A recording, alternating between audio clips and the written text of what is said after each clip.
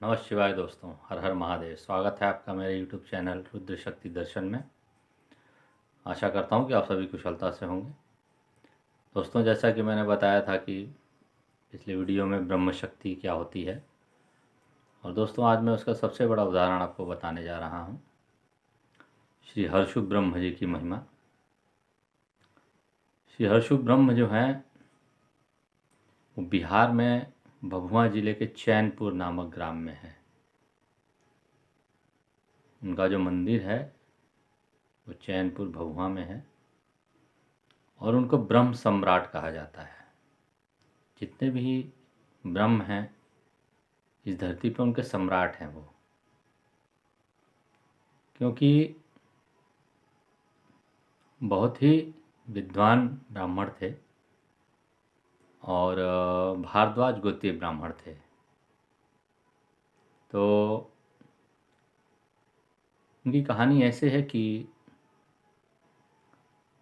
जब राजशाही व्यवस्था होती थी उस समय उनके राज्य में जो राजा थे चैनपुर के,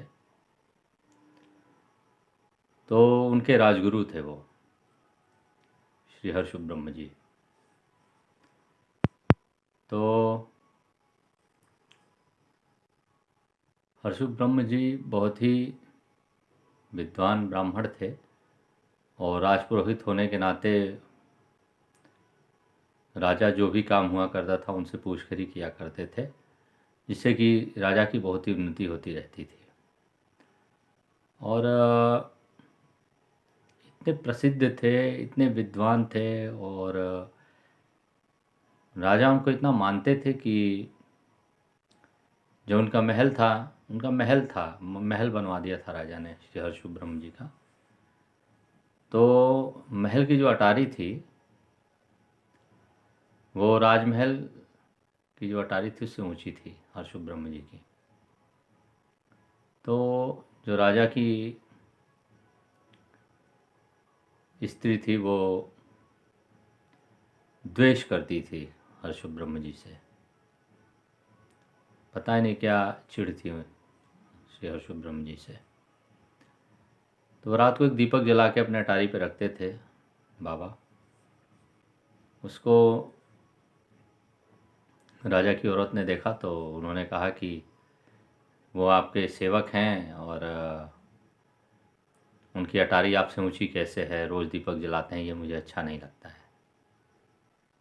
तो राजा विनम्र थे, लेकिन औरत के कहने पे उन्होंने ये सबसे अपनी ज़िंदगी का गलत फैसला लिया था। तो उन्होंने वो अटारी, रानी ने कहा कि तुड़वा दीजिए वो अटारी, जिससे कि वो महल के अटारी से नीचे हो जाए, वो हमसे ऊंचे कैसे हो सकते हैं। और इसी महामूर्खता में राजा ने ये काम किया। तो हुआ ये कि श्री हर्षु ब्रह्म जी अनशन पर हो गए और उसी अनशन को करते हुए बाबा ने अपने प्राण त्याग दिए। और प्राण त्यागने के बाद उसके अगले दिन से ही राजा का विनाश चालू हो गया। और हुआ ऐसा कि उसके वंश का समूल नाश हो गया। समूल नाश होने के साथ साथ उसका पूरा खंडहर, पूरा महल ही खंडहर में बदल गया। और उस खंडहर के अवशेष आज भी आप देख सकते हैं जब आप चैनपुर में जाएंगे तो। और वहीं पे बाबा का मंदिर स्थापित किया गया जहाँ पे उन्होंने अपने प्राण त्यागे थे। वही आज श्री हर्षु ब्रह्म धाम के नाम से प्रसिद्ध है चैनपुर भभुआ में।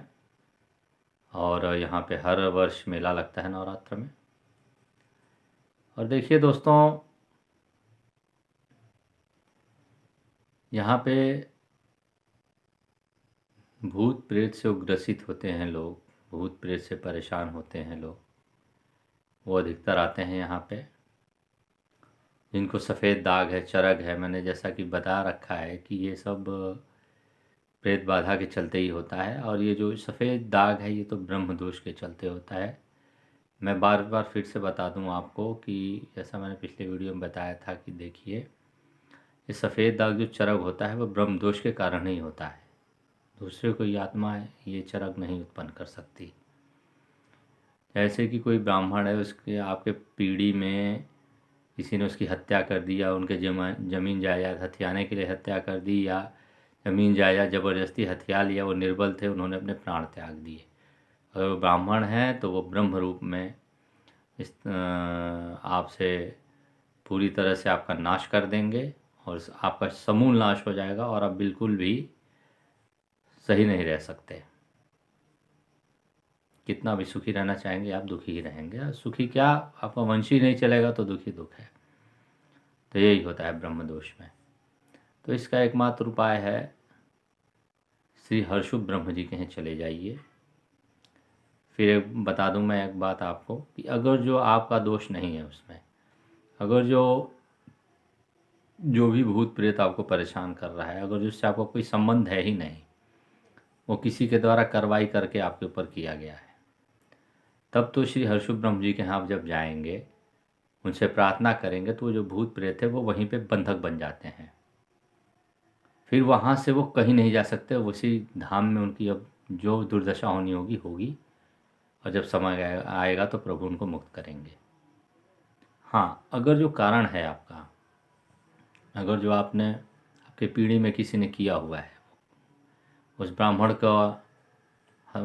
की हत्या की हुई है, ज़मीन जायदाद आपके पूर्वजों ने हथिया लिया है, उनसे उन्होंने प्राण त्याग दिए हैं, तब इस स्थिति में होगा ये कि हर्षुभ ब्रह्म जी के यहाँ से अब उनको आशीर्वाद मिल जाए कि जाइए, इनकी पीढ़ी में इन्होंने ये गलत काम किया है, आप इनको ऐसे ही सताते रहिए। तो होगा क्या कि इसका एकमात्र उपाय यही होता है दोस्तों, कि अगर जो आपके पीढ़ी में किसी ने ऐसा कुकृत्य किया हुआ है ब्राह्मण के साथ, तो आप उनका मंदिर बनवाइए, उनकी प्राण प्रतिष्ठा कर दीजिए उसमें, और उनका पूजन कीजिए। आपको किसी प्रकार की कोई परेशानी नहीं होगी। इसका एकमात्र यही उपाय है। और इससे कोई बहुत ये मत सोचिए कि फलाना क्या कहेंगे, मंदिर में ब्रह्म की पूजा करते हैं, मंदिर बनवाते हैं, ब्रह्म इनके पीढ़ी में ब्रह्म दोष लगा हुआ है, तो इससे आप बुरा ना मानिए। ठीक है, 100 साल 150 साल पहले किसी पूर्वज ने नादानी कर दी, बचपना कर दिया, सबसे बड़ी महामूर्खता कर दी। अपने धन से नहीं होगा तो दूसरे के धन से आप क्या कर सकते हैं। तो ये ब्राह्मण हो या भू ब्राह्मण हो, तो इनका संपत्ति हथियाने के चक्कर में आप कभी ना पड़िए, क्योंकि ये जो शक्तियाँ होती हैं इनसे कोई पार नहीं पा सकता, क्योंकि भगवान भी उसको वरदान देकर ही भेजते हैं। जाओ, इसने जब कुकर्म किया है, कुकृत्य किया है आपके साथ, तो इसका दंड इसको भुगतना पड़ेगा, और इसकी पीढ़ी तक को भुगतना पड़ेगा, तो ये भुगतना पड़ेगा आपको। तो इसका सबसे सरल उपाय बता देता हूँ। अगर दिक्कत है आपको, तो हर्षुभ ब्रह्म जी के यहाँ आपको निदान नहीं मिलने वाला है इसका एकमात्र उपाय है, आप मंदिर बनवाइए, उनकी प्राण प्रतिष्ठा कीजिए, उनको विधिवत पूजन कीजिए, और क्षमा मांगिए कि हाँ जी बाबा, मेरे पीढ़ी में किसी ने ऐसा आपके साथ किया है, तो उसके लिए मैं बहुत क्षमा प्रार्थी हूँ, और मुझे क्षमा कर दीजिए, मैं आपका पूजन कर रहा हूँ, मुझे आगे बढ़ाइए, अपना आशीर्वाद हमेशा हमें दीजिए। तो देखेंगे आप कि जो आपके घर में कोलाहल मचा हुआ होगा, या अशांति होगी, या सेंस नहीं पड़ रहा होगा किसी काम में, तो वो कोलाहल अशांति सब दूर हो जाएगी। वो फसल आप बोते हैं तो फसल दूना चौगुना होगा, या कोई व्यवसाय करते हैं तो वो लाभ मिलने लगेगा आपको। तो एकमात्र ये ब्रह्म की पूजा से आपको घाटा नहीं होना है। ब्रह्म की पूजा आप बढ़िया से करते हैं तो आपको फ़ायदा ही फ़ायदा होगा। और इसीलिए हर्षुभ ब्रह्म जी के यहाँ जो भी जाते हैं ये भूत प्रेत वाले, तो अगर बिना कारण के रहते हैं तो वहाँ पे बंध जाते हैं, फिर उनको आना नहीं रहता है, उनको मुक्ति मिल जाती है, बाबा कृपा दृष्टि बरसाते हैं। हाँ, किसी कारण से है तो फिर तो मैंने आपको सब बता दिया है। तो दोस्तों देखिए, इसमें कोई शर्माने की बात नहीं है कि आप ब्रह्म की पूजा करते हैं तो ये है वो है। ब्रह्म की पूजा करना सर्वश्रेष्ठ बात होती है, भगवान के बाद उनका पूजन करें। आप करेंगे तो भौतिक सुख हर चीज़ से आप संपन्न रहेंगे। और दूसरी बात कि भूत प्रेत पिशाच कोई आपको परेशान नहीं कर सकता है। ब्रह्म की पूजा करेंगे तो बाबा साक्षात आपकी रक्षा करते हैं, क्योंकि भूत प्रेत पिशाच में इतनी हैसियत नहीं है कि वो किसी ब्रह्म से टक्कर ले सकें। ब्रह्म के पास स्वयं ही वो ब्राह्मण कुल में उत्पन्न हुए होते हैं, तो वो ब्रह्म ऋषि की संतान होते हैं, तो उनका कोई बाल बाका नहीं कर सकता। भगवान की तरफ से उनके पास अद्वितीय शक्तियाँ होती हैं। तो ये हर्षुभ ब्रह्म जी की कहानी बताई मैंने, ये ब्रह्म सम्राट इसलिए कहा जाता है उनको। और आने वाले वीडियोस में 1-2 ब्रह्म के बारे में और बताऊंगा, ब्रह्म बाबा लोग के बारे में बहुत ही रोचक कहानियाँ हैं और ये आज के डेट में भी हैं। इसको आप कहानी सिर्फ न मान के काल्पनिक न मानिए और किसी भी ब्रह्म से नास्तिक बन कर के किसी भी ब्रह्म का मजाक ना उड़ाइएगा कभी भी, नहीं तो उसका खामियाजा आपको कैसे भुगतना पड़ेगा ये आप खुद नहीं समझ सकते हैं। नहीं मानते हैं ना मानिए, लेकिन टिप्पणी बिल्कुल ना करिएगा ब्रह्म शक्तियों पे, नहीं तो इसका फिर आपको कोई नहीं बचा सकता इस धरती पे, भगवान भी नहीं बचा सकते, क्योंकि ब्राह्मण का अनादर स्वयं भगवान भी अवतार लेते हैं तो नहीं करते हैं। इसीलिए ब्रह्म शक्ति को सदैव आप पूजनीय मानेंगे, उनको प्रणाम करेंगे, उनका आदर सत्कार करेंगे, उनकी पूजा करेंगे तो आप सदैव आगे बढ़े रहेंगे, हर चीज़ से सुख संपत्ति धन संपदा हर चीज़ से परिपूर्ण रहेंगे। आशा करता हूँ कि हर्षु ब्रह्म जी की महिमा आपको समझ में आ गई होगी और ब्रह्म के बारे में जो जो डिटेल्स मैंने बताई वो आप लोग करिए दोस्तों। जिसके में भी ब्रह्म दोष है उसका यही निदान है, मंदिर बनवाइए, पूजन कीजिए, सेवा कीजिए, 3 गुना रात 4 गुना वो करेंगे, उन्नति करेंगे, विकास करेंगे।